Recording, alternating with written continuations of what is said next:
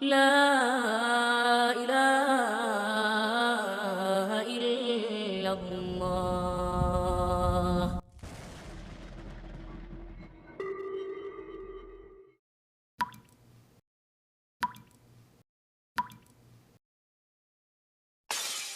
Bismillahirrahmanirrahim. Assalamualaikum Ustaz Al-Hidayan. Assalamualaikum warahmatullahi wabarakatuh. Izin bertanya, ayah saya meninggal 1 tahun yang lalu. Innalillahi wa inna ilaihi raji'un. Semoga Allah memberikan penerimaan terbaik, ampunan, kemuliaan, dan menempatkan di tempat yang terbaik juga bagi para ayah-ayah lain atau hamba-hamba lain yang telah kembali kepada Allah dalam keimanan. Ketika masa iddah ibu saya ingin menikah lagi karena dilamar orang. Ibu saya tetap menikah setelah masa iddah selesai, 6 bulan setelah wafatnya ayah saya. Bagaimana sikap saya untuk berbakti kepada ibu meskipun kecewa dengan keputusannya? Terhadap ayah angkat, bagaimana sebaiknya saya bersikap? Kepada ibu itu ya sikapnya anak terhadap ibu. Ya, kecewa itu ya biasa, manusiawi. Quran juga menyiratkan itu. Tapi jangan sampai kekecewaan itu melahirkan sikap-sikap yang kemudian bertentangan dengan nilai-nilai syariat, yang berpotensi menghadirkan kedurhakaan. Apalagi sama ibu, masalahnya bisa panjang. Ya, bukan hanya di dunia, itu bisa sampai alam kubur, bisa sampai ke akhirat. Contoh misalnya, ada nggak ayat di Quran kalau kita sedang kecewa nggak boleh ditumpahkan pada orang tua, khususnya ibu? Ada. Buka Quran surah ke-17 misalnya, Al-Isra ayat 23 itu, dan seterusnya. Wa qadha rabbuka alla ta'budu illa iyyah wa bil walidaini ihsana imma yablughanna 'indaka kibara ahaduhuma aw kilahuma fala taqul lahumā uff wa la tanharhuma. Ya, Allah sudah menetapkan hukum, dan kalau sudah menetapkan hukum nggak bisa ditawar. Baik ya, kecuali nanti hal-hal yang telah Allah tetapkan, ketentuan-ketentuan lainnya ya, sebagai alternatif hukum. Hikmahnya banyak nanti. Dan diantara ketetapan itu, selain penyembahan mutlak hanya kepadanya, juga berbakti kepada kedua orang tua. Dan bakti kepada kedua orang tua itu diikat dengan sifat ihsan. Di antara amalan langsung di dalam Quran yang disifati dengan sifat ihsan itu bakti pada orang tua. Itu ayatnya cukup banyak itu. Ya, yang di Al-Ahqaf misalnya ayat 15. Wa wassaynal insana biwalidayhi ihsana. Ya, banyak nanti yang di Quran surah 31 Luqman ayat 14 tuh.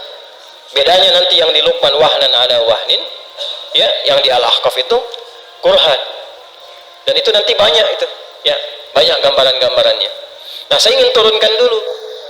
Bahkan kalau keduanya masih ada dan menjelang masa-masa sepuh, pasti akan ada itu indikasi dari Quran, akan ada sikap-sikap dari kedua orang tua itu. Mungkin Anda yang tidak sepakat. Ya, tapi jangan sampai menjadikan Anda itu kurang bakti, kata Quran. Kadang-kadang minta diingat lagi. Coba kalau kamu di posisi sedang dirawat, jangan sudah lahir deh, sebelum lahir aja, kata Quran itu. Ya, misal di Quran surah ke-31 ayat 14. Wa wassaynal insana biwalidayhi baik hamalathu ummuhu wahnan 'ala wahnin. Itu yang di Luqman. Yang di Al-Ahqaf wa wassaynal insana biwalidayhi ihsana. Terus hamalathu ummuhu kurha wa hamlu wa fisaluhu 30 syahra hatta idza balagha ashuddahu wa balagha arba'ina sanatan qala rabbi an ashkura ni'mataka allati an'amta 'alayya wa 'ala walidayya wa an a'mala shalihan tardahu wa aslih li fi dhurriyyati inni tubtu ilaika wa inni minal muslimin. Surat apa? Al-Ahqaf. Nah, posisinya kanan kiri. Lupa. Bagus. Bagus. Jangan terlalu detail ya. Baik. Jadi ke orang tua itu, kata Quran, kalau ada yang kurang berkenan, ingat kamu deh. Ini Allah yang nyampaikan. semasa dikandung, jangan dulu lahir. Bagaimana beratnya mengandung itu. Jadi di Luqman ayat 14 disebut wahnan ala wahnin. Ya, wahnan ala wahnin itu sesuatu beban yang sangat luar biasa, sampai mohon maaf ya, sampai yang merasakan di satu titik, tapi dampaknya bisa ke semua titik. Ya, Anda pernah olahraga angkat beban kan?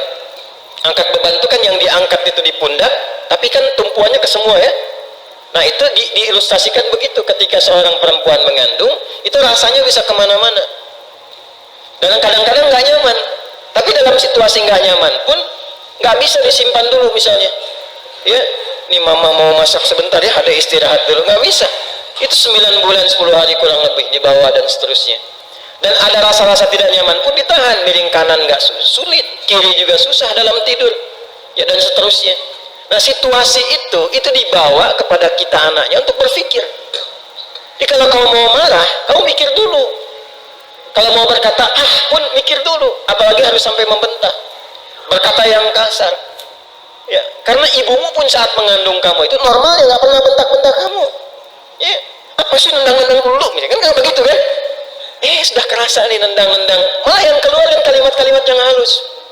Ya, yang paling dahsyat tuh begini, bahkan ketika engkau sukses pun, dan orang tua kadang nggak minta, kamu mungkin nggak sadar saham kamu itu mungkin cuma 30%, 70%-nya itu yang bapak ibu kamu.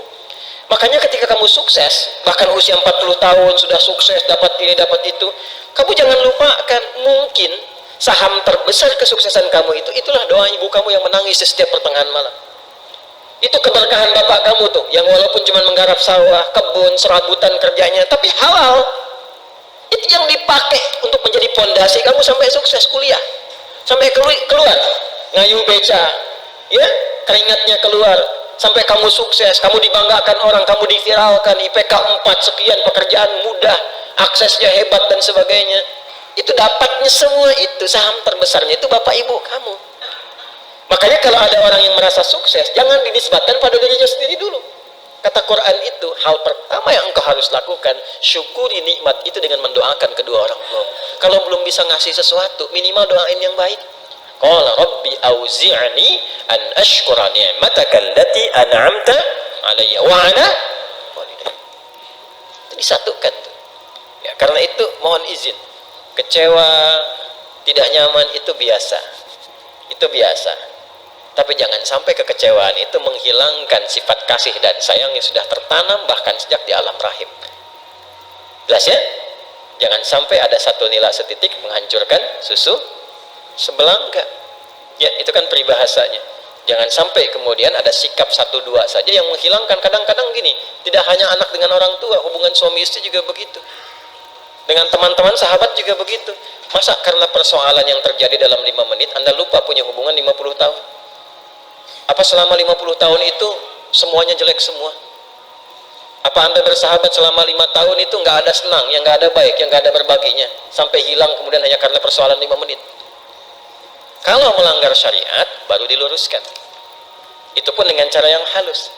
Nah ini yang dilakukan sudah tepat, misalnya nggak ada persoalan.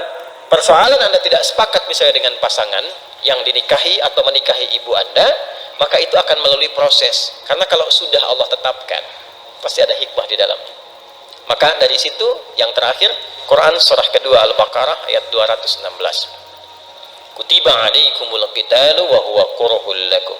Wa asa an takrahu syai'an wa huwa khairul lakum. Wa asa an tuhibbu syai'an wa huwa syarrul lakum. Wallahu ya'lamu wa antum la ta'lamun.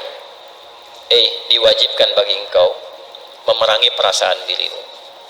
Ya, dalam konteks ini, ayo arahkan kepada berpikir yang positif. Karena Allah sudah menetapkan sesuatu. Boleh jadi yang kamu rasakan kurang disukai itu, kecewa dan ungkapan lainnya, di balik itu ada hikmah besar yang belum kau sadari. Ada kebaikan bahkan untukmu. Dan di balik yang ideal yang kau harapkan itu, tersimpan sesuatu yang kau tidak tahu, mungkin membahayakan untuk kehidupanmu. Apa logikanya? Allah tahu masa depan, kamu hanya berpikir yang sekarang. Karena itu kalau Anda tanyakan bagaimana terhadap ayah angkat, ya, bagaimana saya sebaiknya bersikap, mungkin bukan ayah angkat di sini ya, tapi lebih kepada ayah yang telah menikahi ibu. Bagaimana sikapnya? Ya, sikapnya berbakti. Seperti bakti Anda kepada ibu, berbakti kepada ayah. Karena dengan menikahi ibu Anda itu sudah ada hubungan mahram di antara keduanya. Jelas ya? Baik. Wallahu ta'ala a'lam bissawab.